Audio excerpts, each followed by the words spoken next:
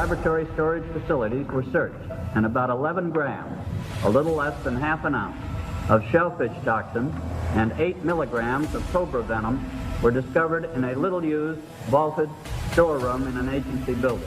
A special one was developed which potentially would be able to enter the target without perception. 36 different shellfish toxins and snake venom toxins are showing up in COVID-19 patients.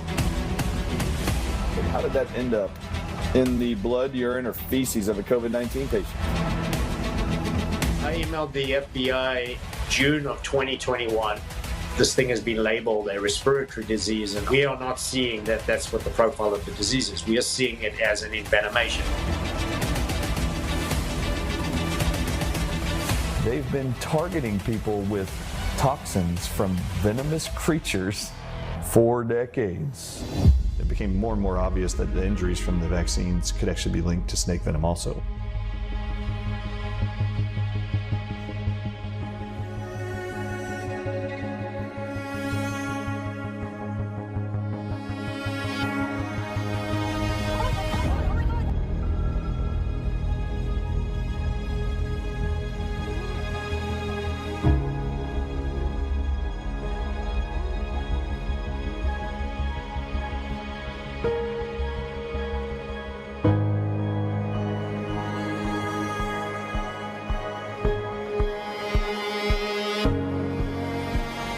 And why do you want to spend so much time with her? Because I don't know how long her lifespan is.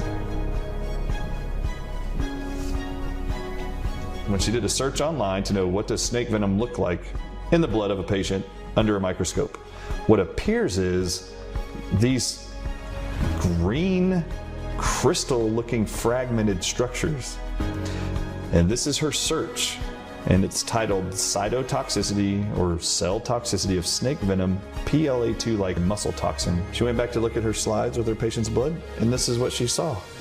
These green like broken crystal looking fragments. And she sent this document that shows snakes, how they extract the venom glands and then isolate these little bubble looking organoids that all by themselves in a petri dish under a microscope will actually make venom.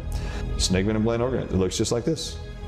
And she's like, Dr. Artis, this is what it looks like in the blood of a patient, and this is what I'm seeing in the Pfizer vial.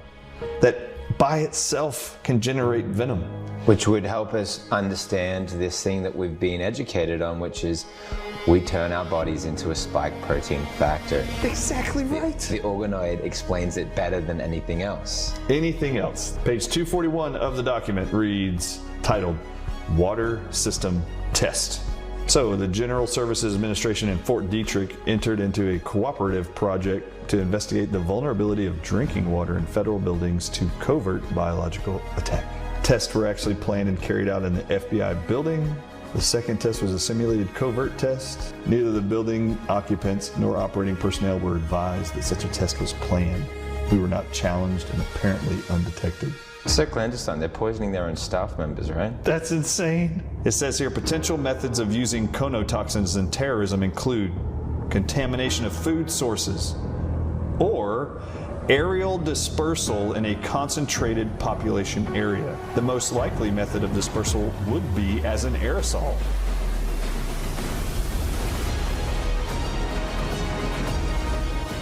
As a murder instrument, that's about as efficient as you can get, isn't it? It is a weapon, a very serious weapon.